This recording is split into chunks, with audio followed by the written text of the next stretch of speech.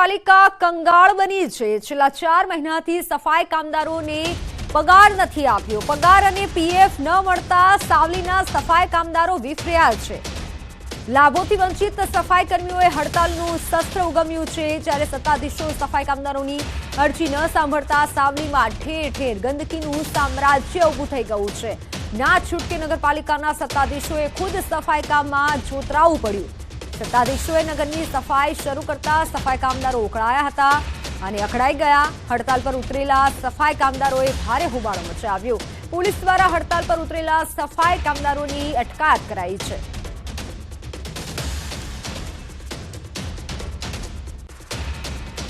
જે પગાર છે અમારો એ 4 મહિનાથી રોકી રાખ્યો છે।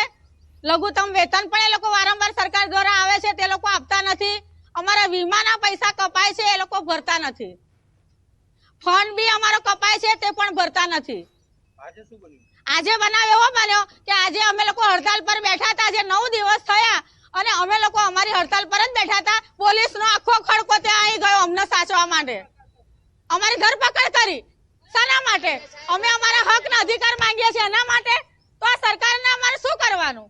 આજરોજ સાવલીમાં 6 દિવસથી સફાઈ કર્મચારી અમારા હડતાલ પર હતા। એ લોકોની માગણીને અમે જોઈ છે। એમની માગણી જે અમે સરકારમાં જેટલું અમારાથી પૂરી થાય અમે બનતો પ્રયાસ કરવાનો એમને રજૂઆત કરી છે, પણ એ લોકો એમની માગણીને ઇન્સ્ટન્ટ માગે છે, અમારાથી પૂરી થઈ શક્ય નથી। તેથી અમે 6 દિવસથી એ લોકો હડતાલ પર છે। ગામમાં ગંદકીના ઠેર ઠેર ઢગલા થયા છે। તેથી અમે નગરપાલિકાના સદસ્યો, ગામના નાગરિકો અને અમે પ્રમુખ ઉપપ્રમુખ સહિત આજે સફાઈ કરવા નીકળ્યા છે બજારમાં। તે છતાં એ લોકોએ અમને રોકટોક કરીને સફાઈ કરવા દીધી નથી। તેની માટે અમે પોલીસ બંદોબસ્ત સાથે સફાઈ કરીએ છીએ। ગામની પ્રજાને ઠેર ઠેર ઢગલા થઈ ગયા છે। એમને ગંદકીથી દૂર કરવા, મુક્ત કરવા માટે અમે સફાઈ કરવા નીકળ્યા છે। તો રાજકોટમાં નિયમોના નામે દંડ ઉઘરાવતી મનપા પોતે જ નિયમ ભૂલી ગઈ। જી હા, નિયમોના લીરે લીરાવ કરતો એક આરએમસીનો વિડીયો વાયરલ થયો છે, જેમાં મનપાની કચેરીમાં કામ કરતા કારીગરો કોઈપણ પ્રકારની સેફટી વગર જોવા મળ્યા હતા। 40 ફૂટની ઊંચાઈએ કામ કરતા કારીગરો હેલ્મેટ વગર જોવા મળ્યા હતા, જેનો વિડીયો 31 જાન્યુઆરીએ વાયરલ થયો હતો। ખુદ મ્યુનિસિપલ કમિશનરે પણ આ વિડીયોની ગંભીર નોંધ લીધી હતી।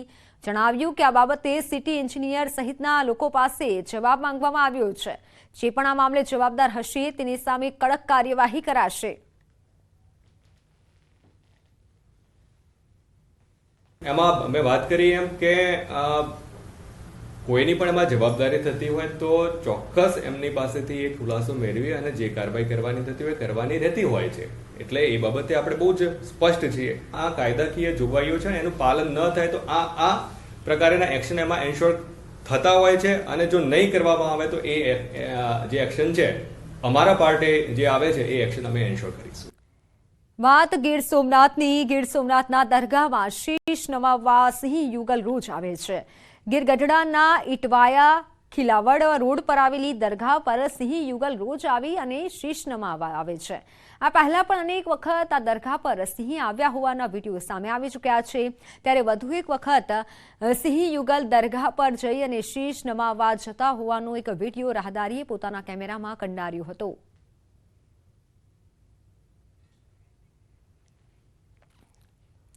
પોલીસ સ્ટેશનમાં ઘૂસી આરોપીનો પીએસઆઈ પર હુમલો। જૂનાગઢના કેશોદમાં પીએસઆઈ પર આરોપીનો હુમલો।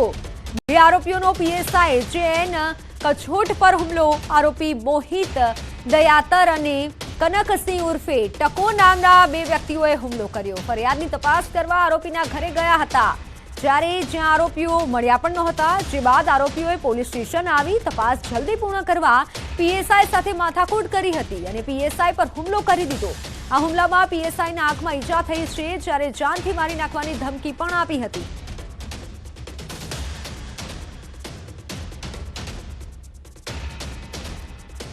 ગાંધીનગરમાં શિક્ષણ માફિયા મહેન્દ્ર પટેલનો તોડકેસ મામલો।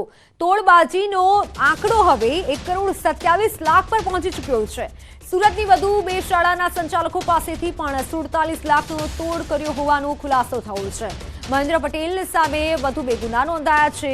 મહેન્દ્ર પટેલના 5 દિવસના રિમાન્ડ મેળવાયા છે। આ રિમાન્ડમાં વધુ ચોંકાવનારી વિગતો બહાર આવે તેવી શક્યતા છે।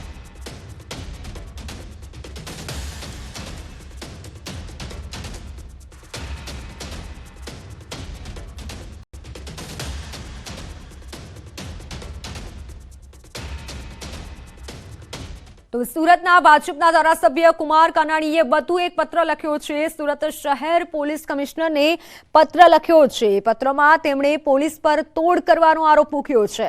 નાના વરાછા અને સરથાણા કામરેજ ટ્રાફિકના ક્રેન ચાલકો ખોટી રીતે વાહનનું ટોઈંગ કરી રત્ન કલાકારો અને સામાન્ય નાગરિકો પાસેથી તોડ કરી હેરાનગતિ કરતા હોવાનો આરોપ મૂક્યો છે, જેને લઈને પોલીસ કમિશનર દ્વારા યોગ્ય કાર્યવાહી કરવામાં આવે તેવી માંગ કરવામાં આવી છે.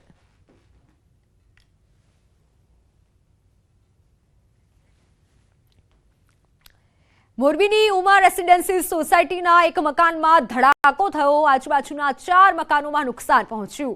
ધડાકો થતા 3 થી 4 વ્યક્તિને ગંભીર ઈજા પહોંચી. ઈજાગ્રસ્તોને મોરબીની ખાનગી હોસ્પિટલમાં સારવાર હેઠળ ખસેડાયા છે. કાનાભાઈ ગરજર નામના એડવોકેટના ઘરમાં ગીઝરમાં બ્લાસ્ટ થયો.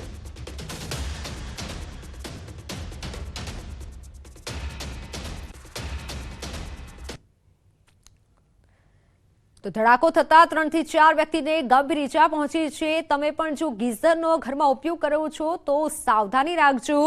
મકાનમાં ગીઝરમાં ધડાકો થયો અને આજુબાજુના 4 મકાનોમાં નુકસાન પહોંચ્યું છે. નુકસાનીના દ્રશ્યો પણ સામે આવ્યા છે. ધડાકો થતા 3 થી 4 વ્યક્તિને ઈજા પણ પહોંચી છે. પાદરાના એકલબારા ગામ નજીક ફાર્મા કંપનીમાં બ્લાસ્ટ થવા મામલે તપાસનો ધમધમાટ શરૂ કરાયો. ગેસ પાઇપ લીક થવાથી થયેલા વિસ્ફોટમાં 3 કર્મચારીઓના મોત થયા હતા. દુર્ઘટના બાદ ઔદ્યોગિક સલામતી અને સ્વાસ્થ્ય વિભાગે તપાસ હાથ ધરી છે. હાલ તાત્કાલિક ધોરણે કંપનીને નોટિસ ફટકારી ઉત્પાદન બંધ કરાવાયું છે. કામદારોની બેગમાં વેસ્ટ વોટર ભરવા દરમિયાન વેઝલમાં પ્રેશર વધી જતા બ્લાસ્ટ થયો હતો. આ સમગ્ર મામલે હજુ પણ ઊંડાણપૂર્વક તપાસ હાથ ધરાઈ છે.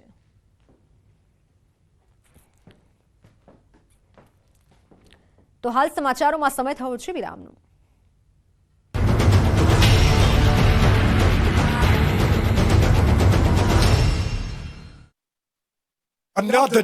સુધારો કરી સર્વસંમતિથી શનિવારની બેઠક રદ કરવામાં આવી. લોકસભા અને વિધાનસભાની ચૂંટણી માટે શનિ રવિ રજા મળે તો ધારાસભ્યો વિસ્તારમાં જઈ શકે તે માટે શનિવારની બેઠક રદ કરી. તો ગૃહમાં રજૂ થનારા વિધેયક, ઠરાવ, સંકલ્પ અને ખાનગી વિધેયક અંગે ચર્ચા. બેઠકના પ્રથમ દિવસે રેવન્યુ બિલ રજૂ કરાશે. બજેટ સત્રમાં 4 દિવસ ડબલ બેઠક રહેશે. રામ મંદિરનો પ્રસ્તાવ સર્વસંમતિથી મૂકવામાં આવશે.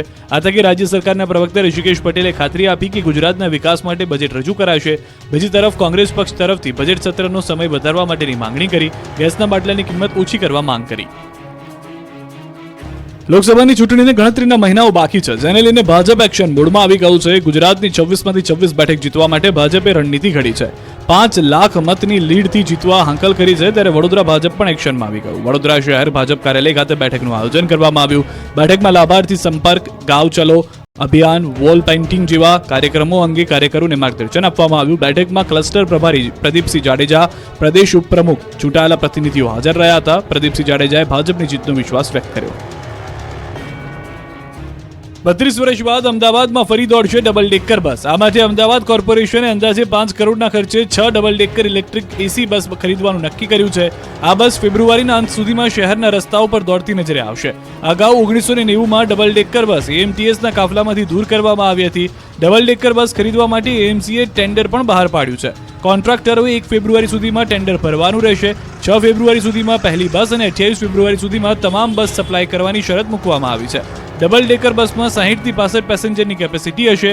વાસણાથી આશ્રમ રોડ થઈ આરટીઓ સુધી બસ દોડાવશે. તો શહેરમાં ટૂંક સમયમાં હવે એએમટીએસની પણ એસી બસો દોડતી થશે. પ્રથમ તબક્કામાં 15 બસ શરૂ કરવામાં આવશે અને બાકીની બસો તબક્કાવાર એપ્રિલ મહિના સુધીમાં આવી જશે. આમ શહેરમાં એએમટીએસની 100 એસી બસ દોડતી હશે. એએમટીએસ દ્વારા પ્રાયોગિક ધોરણે 100 એસી બસો દોડાવવામાં આવશે. આગામી માર્ચ માસથી એએમટીએસ બીઆરટીએસના મુસાફરોને અલગ અલગ ટિકિટ લેવાની ઝંઝટમાંથી મુક્તિ મળશે. એટલે કે એએમટીએસ અને બીઆરટીએસની કોમન ટિકિટ આવશે. કોમન ટિકિટ આવ્યા બાદ ત્રીજા તબક્કામાં નેશનલાઇઝેશન કરાશે. અમદાવાદ શહેરમાં મ્યુનિસિપલ કોર્પોરેશનની કુલ 1052 જેટલી બસોમાંથી 1020 બસો ઓન રોડ દોડશે, જેમાં 895 બસો ખાનગી ઓપરેટરની દોડશે, જ્યારે 125 બસો મ્યુનિસિપલ કોર્પોરેશનની માલિકીની છે, પરંતુ તેને ખાનગી ઓપરેટરો દ્વારા ચલાવવામાં આવે છે. રાજ્યનું સૌથી મોટું આર્થિક પાટનગર એવા અમદાવાદનું વર્ષ 2024-25નું draft budget municipal commissioner M Thennarasan દ્વારા આજે સ્ટેન્ડિંગ કમિટી સમક્ષ રજૂ કરવામાં આવ્યું છે. રૂપિયા 10,801 કરોડનું બજેટ કમિશનરે મૂક્યું છે. ગયા વર્ષે રૂપિયા 8400 કરોડનું બજેટ મૂકવામાં આવ્યું હતું.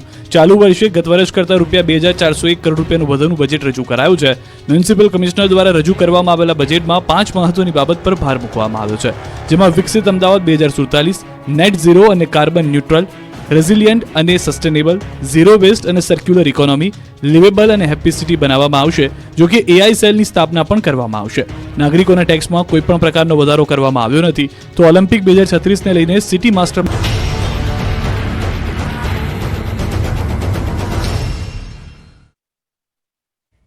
Welcome back. અમદાવાદમાં જૂનાગઢ તોડકાંડ મામલે મોટો ખુલાસો થયો છે. એટીએસની તપાસના CCTV સામે આવ્યા છે. ફરાર પીઆઈ તરલ ભટ્ટના ઘરે તપાસના CCTV સામે આવ્યા છે. એટીએસની ટીમ અંદાજિત 1 કલાક 30 મિનિટ રોકાઈ હતી. તરલ ભટ્ટના પરિવારની પૂછપરછ કરી હતી. તરલ ભટ્ટના ઘરની તથા બેંક એકાઉન્ટની માહિતી મેળવી હતી.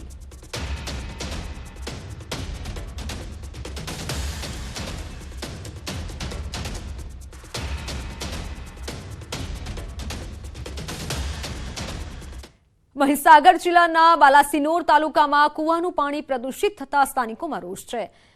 બોડોલી ગામમાં કુવામાં કેમિકલયુક્ત પાણી આવતા ગ્રામજનોમાં રોષ ફેલાયો છે. મહિલા સરપંચના કુવામાં કેમિકલયુક્ત પાણી આવતા તંત્રને જાણ કરાઈ. બોડેલી ગ્રામ પંચાયતમાં વેસ્ટ કેમિકલ ડમ્પિંગ સાઇટ આવેલી છે. કેમિકલ ભૂગર્ભમાં ઉતરતા આસપાસના 3 કુવામાં કેમિકલયુક્ત પાણી આવ્યાનો આક્ષેપ થઈ રહ્યા છે. ત્યારે પાણી પુરવઠા વિભાગે પાણીના સેમ્પલ લઈ તપાસ હાથ ધરી છે.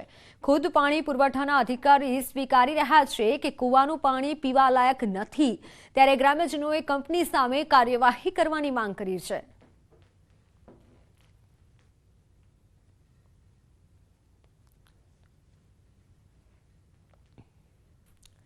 રાજ્યના ખેડૂતો માટે ખુશખબર છે. ખેડૂતો પાસેથી સરકાર તુવેર ચણા ખરીદશે. વર્ષ 2023-24 માટે ટેકાના ભાવે ખરીદી કરશે.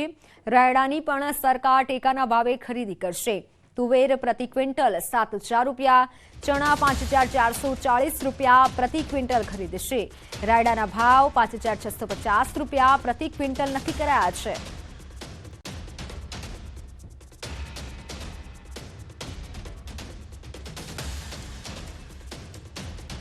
કેન્દ્રીય બજેટ પર મુખ્યમંત્રી બોલ્યા. કરોડો લોકોની આશાઓ પૂર્ણ કરનારું આ બજેટમાં સમાજના દરેક વર્ગનો ખ્યાલ રખાયો છે. કેન્દ્રીય બજેટ 2024-25 ભારતના કરોડો નાગરિકની આશા આકાંક્ષાઓની પરિપૂર્તિ બનાવનારું બની રહેશે. સમાજના દરેક વર્ગના લોકોની જરૂરિયાતનો ખ્યાલ રાખનારું આ સર્વસમાવેશી સર્વસ્પર્શી બજેટ માન્ય પ્રધાનમંત્રીશ્રીના વિકસિત ભારત એટ 2047ના વિઝનને સાકાર કરવાની પ્રતિબદ્ધતાને નવો વેગ અને ઉર્જા આપનારું છે. આ બજેટમાં જાહેર કરેલ રૂરલ હાઉસિંગમાં 2 કરોડ નવા ઘરનું નિર્માણ કરવાનો લક્ષ્યાંક આવકારદાયક છે. બજેટને લઈને રાજકોટ ચેમ્બર ઓફ કોમર્સની પ્રતિક્રિયા. બજેટ ટેક્સ સ્લેબમાં કોઈ ફેરફાર કરાયો નથી. આજના બજેટમાં નહીં નફો નહીં નુકસાનની નીતિ. લઘુ ઉદ્યોગને લઈને ફાયદો કરાવવાની જાહેરાત કરાઈ છે, પરંતુ કેવા પ્રકારનો અને કેવી રીતે ફાયદો પહોંચાડવામાં આવશે તેને લઈને કોઈ સ્પષ્ટીકરણ નથી. તો સાથે કોર્પોરેટ ટેક્સમાં ઘટાડો કરતા રાહત મળી, પરંતુ LLP અને પાર્ટનરશિપ ફર્મ પર ટેક્સનું ભારણ ઓછું કરાયું નથી. બજેટને લઈને ઉદ્યોગપતિઓ અને વેપારીઓની મિશ્ર પ્રતિક્રિયા જોવા મળી હતી.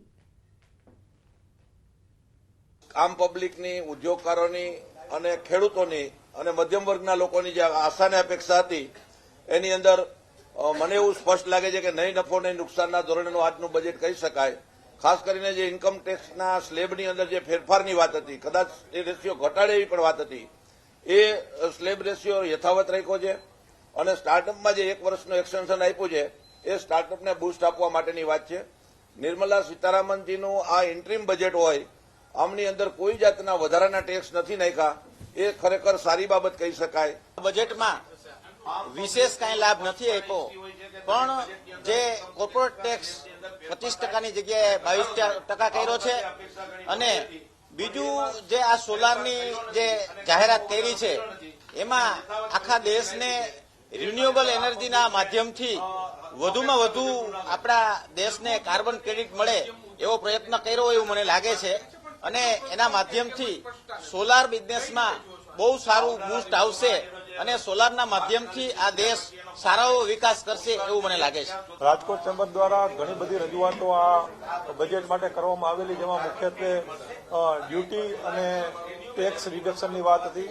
ઘણા બધા આપણા ભારતમાં એલએલપી અને પાર્ટનરશિપ ફર્મ છે, એમાં 30% જે સ્લેબ છે એની સામે અમારી રજૂઆત એવી હતી કે કોર્પોરેટનો 25% ટેક્સ છે, તો આ ટેક્સ સ્લેબ બધા ઇન્ડસ્ટ્રીઝ માટે સમાન કરવો જોઈએ. પરંતુ કોર્પોરેટ ટેક્સમાં રાહત આપવામાં આવી છે, જ્યારે એલએલપી અને પાર્ટનરશિપને જે 30% સ્લેબ હતો એ જેમનો તેમ રાખવામાં આવ્યો છે. તો અમારી ઉદ્યોગ જગતની ઘણા એલએલપી અને પાર્ટનરશિપ ફર્મનો વિશાળ સમૂહ છે જે કોર્પોરેટની કક્ષાની યુનિટની સામે. તો અમારી એક ખાસ રિક્વેસ્ટ અને અપેક્ષા છે કે નેક્સ્ટ બજેટમાં આ જે ટેક્સ છે એ કોર્પોરેટ ટેક્સની કમ્પેરમાં કરવામાં આવે અથવા થોડો ઘણો ટેક્સમાં ફાયદો કરવામાં આવે. જે 30% અને એની પર જે 12% સરચાર્જ છે એ ઘટાડવો અમારી એક ચેમ્બર ઓફ તરફથી અમારી અપેક્ષા છે. તો અમદાવાદ પોલીસ કમિશનરે અમદાવાદની અરજી અનોખી રીતે સમજવાનો પ્રયત્ન કર્યો. તમામ પોલીસ અધિકારીઓ સાથે વહેલી સવારે હેરિટેજ વોકનું આયોજન કરવામાં આવ્યું. કાલુપુર સ્વામિનારાયણ મંદિરથી લઈને જામા મસ્જિદ સુધી વોકનું આયોજન કરવામાં આવ્યું હતું. અમદાવાદને મળેલા હેરિટેજ સિટીના ટેગને પોલીસ કમિશનરે વ્યક્તિગત રીતે જાણવા પ્રયત્ન કર્યો. અમદાવાદની પૌરાણિક ગાથાઓ સાથે વોટર સ્ટોરેજ સિસ્ટમ